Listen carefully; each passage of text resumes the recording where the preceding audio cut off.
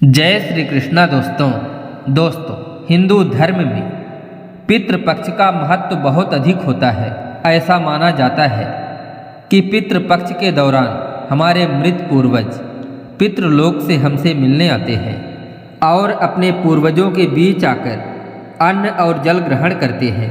पितृपक्ष के महत्व के बारे में बताते हुए भगवान कृष्ण स्वयं कहते हैं कि पितृदेव हमारे घर के देवता होते हैं जो हमारे घर की रक्षा एक कवच की भांति करते हैं।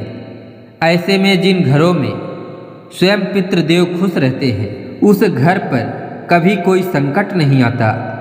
लेकिन अगर किसी घर में पितृदोष होता है या उनके पितृदेवता उनसे नाराज होते हैं तो उस घर में हमेशा लड़ाई झगड़ा, क्लेश, धन की परेशानियां और बीमारियां बनी रहती हैं। ऐसे घर में कुछ भी मंगल नहीं होता। और ये जो पितृपक्ष के 16 दिन होते हैं वो अपने पितरों को खुश करने के लिए ही होते हैं। लेकिन आपको कैसे पता लग सकता है कि आपके घर में पितृदोष है भी या नहीं? तो दोस्तों आज के इस वीडियो में हम इसी विषय के बारे में आपको बताएंगे और साथ ही हम आपको यह भी बताएंगे कि कैसे पता लगा सकते हैं कि आपके घर में पितृदोष है या नहीं है, किस तरह के आपको लक्षण दिखाई देंगे और साथ ही क्या क्या उपाय आपको करना है। इन सभी बातों को आज की इस वीडियो में जानेंगे और उसके साथ ही हम आपको एक ऐसा कार्य भी बताएंगे जिसे आपको इस पितृपक्ष में अवश्य ही कर लेना है। अगर आप यह कार्य नहीं करते तो आपके पितृदेवता आपसे नाराज हो सकते हैं, आपके घर परिवार में संकट आ सकता है, जीवन की खुशियों को नज़र लग सकता है। दोस्तों सबसे पहले हम आपको बता दें कि जो जानकारी हम आपको बताने वाले हैं इसका उल्लेख शिव महापुराण में मिलता है। हम तो केवल सरल भाषा में जानकारी को आप तक पहुंचाने का कार्य कर रहे हैं। तो आइए दोस्तों अब विस्तार से जानते हैं। दोस्तों श्राद्ध पक्ष यानी कि पितृपक्ष की जब भी शुरुआत होती है तो जो भी हमारे पितृ देवता हैं या जो हमारे पितर हैं जिन्हें हम लोग पूर्वज भी कहते हैं, इन्हें पितृलोक से मृत्युलोक में भेजा जाता है जो सर्वप्रथम हमारे घरों में आते हैं। श्राद्ध पक्ष की शुरुआत 29 सितंबर से शुरू हो चुकी है जिसका समापन 14 अक्टूबर को होगा और इसी बीच में श्राद्ध की सारी तिथियां आ जाएंगी। ऐसे में जिस तिथि को आपके पूर्वज इस दुनिया को छोड़कर गए थे उसी तिथि पर आपको उनका श्राद्ध करना है। अगर आपको तिथियां पता नहीं है तो आप इसे अमावस्या के दिन भी कर सकते हैं। तो इन सब में हम आपको सबसे पहले बताएंगे कि इन 16 दिनों में ऐसी कौन सी गलतियां हैं जो नहीं करना है और वह कौन सा उपाय है जो आपको करना चाहिए जिससे आपके पितृ देवता खुश रहेंगे और आपके परिवार के हर एक सदस्य की उन्नति होगी, क्योंकि यह पूरा खेल पितृदोष का ही होता है। दोस्तों जब भी पितृपक्ष की शुरुआत होती है तो आपको किन चीज़ों को आपके घर में नहीं लाना चाहिए जिससे कि आपके पितृदेव आपसे नाराज ना हो? तो सबसे पहली चीज़ है बरिहा, जिससे पेठा बनाया जाता है। कुछ लोग इसकी सब्जी भी बनाते हैं। तो इसे 16 दिन भूल कर भी अपने घर में नहीं लाना है और ना ही इसकी सब्जी बनाना है। बहुत से लोग इसे कद्दू समझ लेते हैं परंतु यह कद्दू नहीं है, यह केवल कद्दू जैसे दिखता है। अगर आपको इसकी पहचान करनी है तो जब भी आप हाथ लगाओगे तो इसके ऊपर एक सफ़ेद सफ़ेद पाउडर सा जमा हुआ होता है जो आपके हाथों में चिपक जाएगा। तो कुछ इस तरीके का होता है ये पेठे वाला फल, जिसको कुष्मांडा या पेठे वाला फल भी कहा जाता है, जिसे आपको गलती से भी आपके घर में नहीं लाना है। इसके जगह पर आप पितृपक्ष में कद्दू बना सकते हैं, इसके लिए कोई मनाही नहीं है। दूसरी चीज़ है जब भी आप पितरों को भोजन परोसोगे, भोग लगाओगे तो आपको गलती से भी भैंस के दूध से बनी मिठाई या खीर काम में नहीं लेनी है आपको सिर्फ गौ माता के दूध से बनाए हुए मिष्ठान का भोग लगाना है, वरना आपके पितृ देवता नाराज हो सकते हैं। तीसरी चीज है गोभी।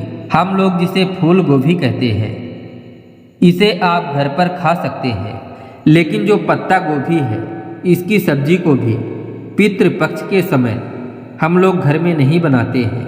इस बात को अवश्य ही ध्यान में रखना। चौथी चीज है तुरई की सब्जी। तुरई की सब्जी आपको जरूर बनानी है। इससे आपके पितृ देवताओं को शांति मिलती है और वो खुश होते हैं, जिससे आपके परिवार की उन्नति करते हैं। अभी तक आपने जाना कि कौन कौन सी चीज़ों से आपको दूर रहना है। हमने जो 3 चीज़ें बताई हैं उसे गलती से भी लेकर मत आना।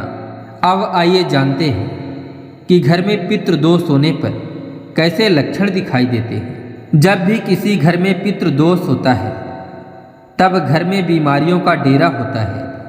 परिवार के ज़्यादातर लोग हमेशा अस्वस्थ रहते हैं। वैवाहिक जीवन में सदा तनाव रहता है। पति पत्नी के बीच आए दिन झगड़े होते हैं। परिवार में एकता नहीं होती। अक्सर घर में क्लेश होते हैं। घर के सदस्यों को मानसिक शांति नहीं मिलती। बिना बात के घर में लड़ाई झगड़े होने लगते हैं। ये सब पितृदोष के लक्षण हैं। पितृदोष होने पर अक्सर विवाह या मांगलिक कार्य में बाधाएं उत्पन्न होती हैं। शादी विवाह में अनेकों तरह की परेशानियां आती हैं। कई बार तो शादी पक्की होने के बाद भी टूट जाती है। वंश की वृद्धि का न होना भी पितृदोष का कारण है। लाख जतन करने के बाद शादी के कई वर्ष बीत जाने के बाद भी संतान का सुख नहीं मिल पाता। अगर संतान सुख मिल भी जाए तो बच्चा विकलांग पैदा होता है या पैदा होते ही मृत्यु को प्राप्त हो जाता है। पितृदोष होने पर नौकरी या बिजनेस में अक्सर घाटा होता है। कार्यस्थल में आर्थिक के साथ मानसिक परेशानियां झेलनी पड़ती हैं। ये सभी पितृदोष के लक्षण हैं। अब जानते हैं पितृदोष से छुटकारा पाने के कुछ उपाय। इन सभी उपायों को जानने के बाद हम अंत में आपको एक ऐसा असरदार उपाय भी बताने वाले हैं जिसका उल्लेख शिव महापुराण में मिलता है। इसीलिए वीडियो को अंत तक अवश्य देखें। दोस्तों, अगर किसी व्यक्ति के कुंडली में पितृदोष बन रहा है तो ऐसे व्यक्ति को घर के दक्षिण दिशा की दीवार पर पितरों की फोटो लगानी चाहिए। साथ ही उनकी नियमित पूजा करके अनजाने में किए गए गलतियों के लिए उनसे क्षमा याचना करनी चाहिए। कहते हैं इससे पितृदोष का प्रभाव कम होने लगता है। साथ ही पितृपक्ष में पूर्वजों का विधि विधान से तर्पण और श्राद्ध करें। पितरों को प्रसन्न करने के लिए पीपल या बट वृक्ष के नीचे किसी लोटे में गंगा जल लेकर उसमें काले तिल, दूध, अक्षत और फूल डालकर पीपल को अर्पित करें।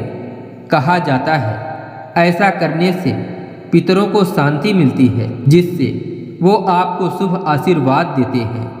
पितृपक्ष में रोजाना शाम के समय दक्षिण दिशा में एक सरसों के तेल का दीपक लगाएं। ऐसा प्रतिदिन कर सकते हैं। इससे पितृदोष खत्म हो जाता है। पितृदोष से मुक्ति पाने के लिए आपको पितृपक्ष के 16 दिनों तक नियमित रूप से शिवलिंग पर जल अभिषेक करना चाहिए। ऐसा करने से आपको काफ़ी ज़्यादा फायदा देखने को मिलेगा और पितृदोष से भी मुक्ति मिलेगी। इसके अलावा जीवन में आ रही तमाम समस्याओं से भी छुटकारा मिलेगा। साथ ही धन का आगमन भी होने लगेगा। पितृपक्ष में जरूरतमंद को भोजन करवाएं या गरीब कन्या के विवाह में मदद करने से भी पितृदेव प्रसन्न होते हैं, जिससे पितृदोष शांत होने लगता है। अब जानते हैं उस असरदार उपाय के बारे में जिसका जिक्र शिव महापुराण में बताया गया है।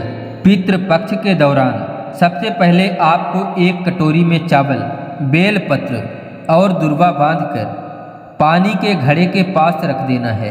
कहा जाता है ऐसा करने से भी पितृदोष से मुक्ति मिलती है।